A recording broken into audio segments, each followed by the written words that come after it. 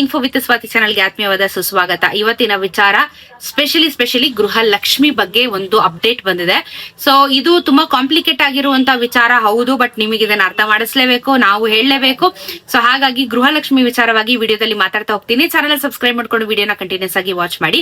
ಈಗ ಗೃಹಲಕ್ಷ್ಮಿ ಹೊಸ ಅಪ್ಲಿಕೇಶನ್ಸ್ ಗಳು ಯಾವಾಗ ಶುರುವಾಗುತ್ತೆ ಅಂತ ಹೇಳಿ ತುಂಬಾ ಜನಕ್ಕೆ ಇನ್ನೂ ಕ್ವಶನ್ ಮಾರ್ಕ್ ಇದೆ.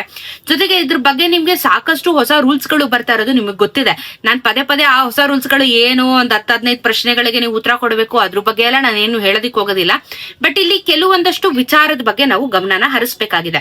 ಏನು ಅಂತ ಅಂದ್ರೆ, ಗೃಹಲಕ್ಷ್ಮಿಗೆ ಹೊಸ ಅಪ್ಲಿಕೇಶನ್ಸ್ ಗಳಿಗೆ ಇನ್ನೂನು ಅಪ್ಲಿಕೇಶನ್ಸ್ ಗಳು ಗವರ್ಮೆಂಟ್ ಇಂದ ಶುರುವಾಗಿಲ್ಲ. ಫಸ್ಟ್ ಕ್ಲಿಯರ್ ಆಗಿ ಪಾಯಿಂಟ್ ಹೇಳೋದು ನಿಮಗೆ, ಅಪ್ಲಿಕೇಶನ್ಸ್ ಗಳು ಶುರುವಾಗಿಲ್ಲ. ಆಕ್ಚುಲಿ ಇಷ್ಟೊತ್ತಿಗೆ ಶುರು ಆಗ್ಬೇಕಾಗಿತ್ತು, ಬಟ್ ಇನ್ನ ಶುರುವಾಗ್ಲಿಲ್ಲ. ಅಂಡ್ ಇನ್ನೊಂದು ವಿಚಾರ ನೋಡೋದಾದ್ರೆ, ನೆಕ್ಸ್ಟ್ ವರ್ಷ ಆಗಸ್ಟ್ ತಿಂಗಳಿಗೆ ಈ ಒಂದು ಸರ್ಕಾರದ ಅವಧಿ ಮುಗಿತಾ ಇದೆ. ಆಲ್ಮೋಸ್ಟ್ 5 years ಆಯ್ತು. ಇವಾಗ ಆಗಕ್ ಬಂದ್ಬಿಟ್ಟಿದೆ ಆಲ್ರೆಡಿ, ಇವ್ರ ಅವಧಿ ಮುಗಿಯುತ್ತೆ. ಸೊ ಇವರು ಮತ್ತೊಮ್ಮೆ ಅಪ್ಲಿಕೇಶನ್ಸ್ ಗಳನ್ನ ಹಾಕಿ ಮತ್ತೊಮ್ಮೆ ಕ್ರಾಸ್ ವೆರಿಫೈ ಮಾಡಿ ಮತ್ತೆ ಗೃಹಲಕ್ಷ್ಮಿ ಹಣನ ಯಾವಾಗ ಕೊಡ್ತಾರೆ ಅನ್ನೋದು ಇವಾಗ ಒಂದು ದೊಡ್ಡ ಪ್ರಶ್ನೆ ಆಗಿ ಕೂತ್ಕೊಂಡಿದೆ. ವೆರಿಫಿಕೇಶನ್ ಪ್ರೊಸೆಸ್ ತುಂಬಾ ಲಾಂಗ್ ಆಗಿ ತಗೊಳುತ್ತೆ. ನಿಮಗೆ ಗೊತ್ತು, ಪ್ರತಿ ಒಂದು ವೆರಿಫಿಕೇಶನ್ ಪ್ರೊಸೆಸ್ ಆದಾಗ್ಲೂ ತಿಂಗಳಾನ್ಗಟ್ಲೆ ತಗೋತಾರೆ. ಅದನ್ನ ಕ್ರಾಸ್ ವೆರಿಫೈ ಮಾಡಿ ಆಮೇಲೆ ಅಕೌಂಟಿಗೆ ಹಾಕಿ, ಇವಾಗ ಚೆನ್ನಾಗಿದ್ದ ನಿಮ್ ಅಕೌಂಟ್ ಗಳಿಗೆ ಬರದೆ ಎಷ್ಟು ತಡ ಆಗ್ತಾ ಇದೆ ಅಲ್ವಾ. ಇದ್ರ ಮಧ್ಯ ನಿಮ್ಗೆ ಗೊತ್ತಿರೋ ಹಾಗೆ ಈ ವರ್ಷದಲ್ಲಿ ಮಾರ್ಚ್ ತಿಂಗಳ ಹಣನು ನಿಮ್ಗೆ ಬಂದಿಲ್ಲ. 2,000 ರೂಪಾಯಿ ಅಲ್ಲೂ ಏಮಾರಿಸಿದ್ದಾರೆ. ನಾನು ಲಾಸ್ಟ್ ಟೈಮ್ ನಿಮ್ ವಿಡಿಯೋದಲ್ಲಿ ಹೇಳಿದೆ, ದಯವಿಟ್ಟು ಡಿಬಿಟಿ ಸ್ಟೇಟಸ್ ಗಳನ್ನ ಚೆಕ್ ಮಾಡ್ಕೊಳ್ಳಿ. ದುಡ್ಡು ಹಾಕಿಲ್ಲ ಗೃಹಲಕ್ಷ್ಮಿದು ಅಂತ ಹೇಳ್ಬಿಟ್ಟು. ಚೆಕ್ ಮಾಡಿದ್ರು ಇಲ್ವೋ ಗೊತ್ತಿಲ್ಲ, ಬಟ್ ನಾನ್ ಚೆಕ್ ಮಾಡಿರೋ ಪ್ರಕಾರ ಅಮೌಂಟ್ ಬಂದಿಲ್ಲ. ಆಕ್ಚುಲಿ ಡಿಬಿಟಿ ಸ್ಟೇಟಸ್ ಅಲ್ಲಿ ಆ ಡೀಟೇಲ್ಸ್ ತೋರಿಸ್ತಾ ಇಲ್ಲ. ಸೊ ಇವಾಗ ಅಪ್ಲಿಕೇಶನ್ಸ್ ಗಳನ್ನ ನಾವು ಬಿಡ್ತೀವಿ ಬೇಗ, ಆದಷ್ಟು ಬೇಗ. ಆಕ್ಚುಲಿ ಮಂತ್ ಎಂಡಿಗೆ ಬಿಡಬೇಕಿತ್ತು, ಬಟ್ ಬಿಡ್ಲಿಲ್ಲ. ಮುಗಿತು, ಆಗಸ್ಟ್ ಮುಗಿತಾ ಬರ್ತಾ ಇದೆ. ಇನ್ನೊಂದು 5-6 ದಿನದಲ್ಲಿ ಆಗಸ್ಟ್ ಮುಗಿತಾ ಇದೆ. ಸೊ ಸೆಪ್ಟೆಂಬರ್ ಅಲ್ಲಿ ಏನಾದ್ರು ಬಿಡ್ತಾರಾ ಅಂತ ಹೇಳಿ ಎಕ್ಸ್ಪೆಕ್ಟೇಷನ್ಸ್ ನೀವೇನಾದ್ರೂ ಇಟ್ಕೊಂಡಿದೀನಿ ಅಂತ ಅಂದ್ರೆ, ನಿಮಗೆ ಇಲ್ಲಿ 3 ತರದ ವಿಚಾರಗಳನ್ನ ಹೇಳ್ತೀನಿ. ಒಂದು, ಗೃಹಲಕ್ಷ್ಮಿ ಅಪ್ಲಿಕೇಶನ್ ಯಾವ ರೀತಿ ಹಾಕಬಹುದು. ಅಫ್ಕೋರ್ಸ್ ನೀವು ಬೆಂಗಳೂರು ಕರ್ನಾಟಕವನ್ಗೆ ಹೋಗಿ ಹಾಕ್ಬೋದು, ಸರಿನಾ? ಮೊದಲನೇದು. ಎರಡನೇದು, ಗೃಹಲಕ್ಷ್ಮಿಗೆ ಮತ್ತೆ ಗೃಹ ಜ್ಯೋತಿ ಯೋಜನೆಗೆ ಅಪ್ಲಿಕೇಶನ್ಸ್ ಗಳನ್ನ ಗವರ್ಮೆಂಟ್ ಆಫ್ ಕರ್ನಾಟಕ ಲಾಂಚ್ ಮಾಡ್ತಾ ಇದೆ. ಸೊ ಈ ಆಪ್ ಗಳನ್ನ ನೀವು ಫೋನ್ ಅಲ್ಲಿ ಡೌನ್ಲೋಡ್ ಮಾಡ್ಕೊಂಡು ನೀವು ಅಪ್ಲಿಕೇಶನ್ಸ್ ಗಳನ್ನ ಸಬ್ಮಿಟ್ ಮಾಡಬಹುದು. So easy. ಅಪ್ಲಿಕೇಶನ್ಸ್ ಗಳನ್ನ ಬಿಟ್ರೆ ನಾವೆಲ್ಲೂ ಹೋಗುವಂತ ಅವಶ್ಯಕತೆ ಇಲ್ಲ, ಅಥವಾ ಸರ್ವರ್ ಪ್ರಾಬ್ಲಮ್ ಇದೆ ಅಂತ ಹೇಳೋ ಆಗಿಲ್ಲ. ಆಪ್ ನ ನೀಟಾಗಿ ಡೆವಲಪ್ ಮಾಡಿ ಇವ್ರೇನಾದ್ರೂ ಬಿಟ್ಬಿಟ್ರೆ ಜನಸಾಮಾನ್ಯರು ಮನೇಲೆ ಕುತ್ಕೊಂಡು ಅಪ್ಲಿಕೇಶನ್ಸ್ ಗಳನ್ನ ಹಾಕ್ಬಿಡಬಹುದು. ಸೊ ಆಪ್ ಮುಖಾಂತರ ಅಪ್ಲಿಕೇಶನ್ಸ್ ಗಳನ್ನ ಸಲ್ಲಿಸಬಹುದು ಅಂತ ಹೇಳಿ ಇವಾಗ ಒಂದು ಅಪ್ಡೇಟ್ ಬರ್ತಾ ಇರುವಂತದ್ದು. ಇದ್ರ ಜೊತೆಗೆ ಮೂರನೇದು, ಸೇವಾ ಸಿಂಧು ಪೋರ್ಟಲ್ ಅಲ್ಲಿ ನೀವೇ ಕುತ್ಕೊಂಡು ಲ್ಯಾಪ್ಟಾಪ್ ಅಥವಾ ಕಂಪ್ಯೂಟರ್ ಅಲ್ಲಿ ಅದರ ಲಾಗಿನ್ ಆಗ್ಬಿಟ್ಟು ನೀವು ಅದರಲ್ಲಿ ಅಪ್ಲಿಕೇಶನ್ಸ್ ನ ಹಾಕಬಹುದು. ಸೊ ಈ 3 ವಿಧಾನದಲ್ಲಿ ಅಪ್ಲಿಕೇಶನ್ಸ್ ಗಳನ್ನ ಹಾಕಬಹುದು. ಆದ್ರೆ ಈ ಅಪ್ಲಿಕೇಶನ್ ಹಾಕಿದ ಮೇಲೆ ಎಷ್ಟು ದಿನ ತಗೋತಾರೆ ಕ್ರಾಸ್ ವೆರಿಫೈ ಮಾಡೋದಕ್ಕೆ ಅನ್ನೋದು ಗೊತ್ತಿಲ್ಲ. ಯಾಕಂದ್ರೆ ಇವಾಗ ಸುಮಾರು ಲಕ್ಷ ಜನ ತೀರ್ಕೊಂಡಿದ್ದಾರೆ. ಅವ್ರ ಲಿಸ್ಟ್ ನಾವು ಗೃಹಲಕ್ಷ್ಮಿ ಹಣದಿಂದ ತೆಗ್ದಾಕ್ಬೇಕು ಅಂತ ಹೇಳಿ ಒಂದಷ್ಟು ಚರ್ಚೆಗಳು ಏನ್ ನಡೀತಾ ಇದಾವೆ, ಅದನ್ನೆಲ್ಲ ತೆಗ್ದಾಕಿ ಹೊಸ ಅಪ್ಲಿಕೇಶನ್ಸ್ ಗಳನ್ನ ಇವ್ರು ಅಪ್ರೂವ್ ಮಾಡ್ಕೊಂಡು ಅದಾದ್ಮೇಲೆ ಯಾವಾಗ ಅಪ್ರೂವ್ ಕೊಡ್ತಾರೆ ಅನ್ನೋದು ಇವಾಗ ದೊಡ್ಡ ಪ್ರಶ್ನೆ ಆಗಿ ಕೂತ್ಕೊಂಡಿದೆ. ಸೊ ಅಪ್ಲಿಕೇಶನ್ ನನ್ನ ಪ್ರಕಾರ ಎಕ್ಸ್ಪೆಕ್ಟೆಡ್ ಸೆಪ್ಟೆಂಬರ್ ಮೊದಲನೇ ವಾರದಲ್ಲಿ ಬಿಡುವಂತ ಚಾನ್ಸಸ್ ಇದೆ.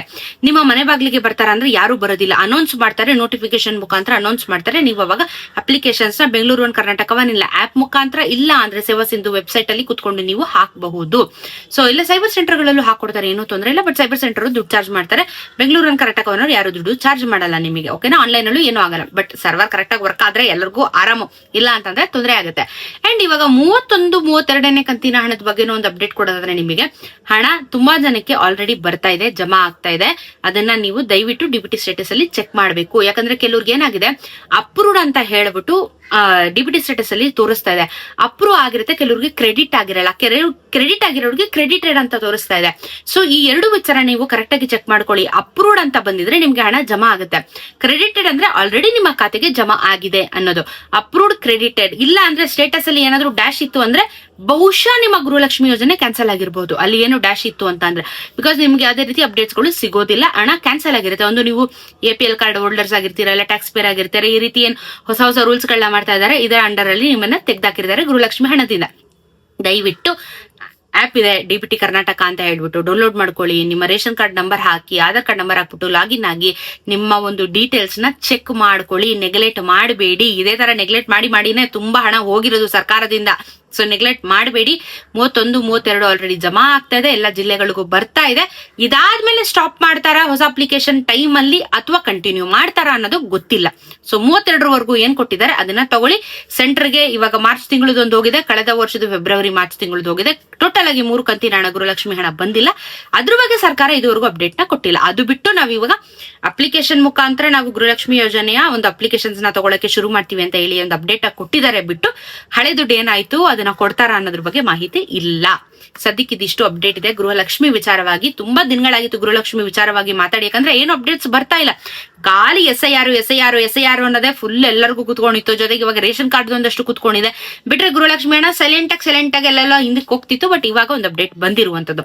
ನೆಕ್ಸ್ಟ್ ಏನ್ ಅಪ್ಡೇಟ್ ಇದ್ರೆ ನಾನು ವಿಡಿಯೋ ಮಾಡಿ ತಿಳಿಸ್ಕೊಡ್ತೀನಿ. ಚಾನಲ್ ಸಬ್ಸ್ಕ್ರೈಬ್ ಮಾಡ್ಕೊಳ್ಳಿ. ಸಿಗೋಣ ಇನ್ನೊಂದಷ್ಟು ವಿಡಿಯೋ ಅಲ್ಲಿ. ನಮಸ್ಕಾರ.